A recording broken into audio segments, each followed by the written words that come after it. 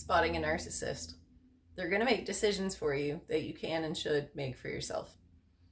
This one's a big one for me. And it's not necessarily obvious because a lot of the times the things that they are deciding for you seem to be in your best interest.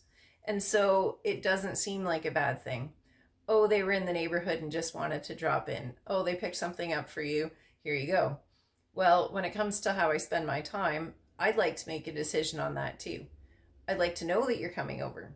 I don't want to be surprised. You don't get to decide how I spend my time. Or they might give you something that you haven't asked for. And if you decline, you're a jerk.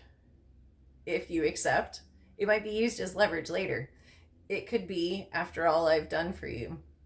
Or even if it's not said, you start to feel a certain level of responsibility where, because you can feel that the scales have been tipped, because they've done so much for you, you'll down the road feel obligated to reciprocate, whether or not it's a good time for you, whether or not you can afford to.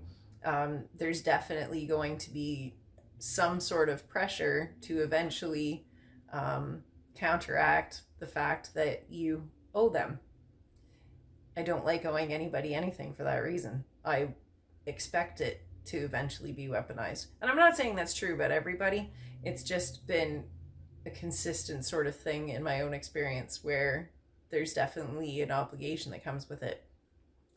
On a bigger level, after I'd had an affair, cheated on my first husband. We're talking back in 2011 now, but my family got very involved. And it was basically, if you don't end this relationship, if you don't make your marriage work, we're going to do it for you.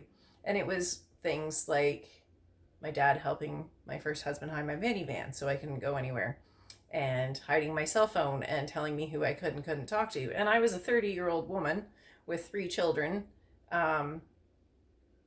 But people were going to make those decisions. Like, you will do the right thing. And if you can't, we'll make sure that you can anyways. I can think of other examples, trips that were kind of sneaky planned for me. And it sounds so good at the time, where you're like, you'd be ungrateful to have a problem with this. The point is, if somebody else is making decisions for you, you're losing your voice in that relationship. And you're losing your control of yourself. And it's not healthy. If somebody is deciding for you what you like, what you want, what you own, how you spend your time, you need to look at that relationship and just maybe take a step back and try and figure out how to get out from underneath that leverage, where you have your own opinion and you have your own voice and you're making your own decisions.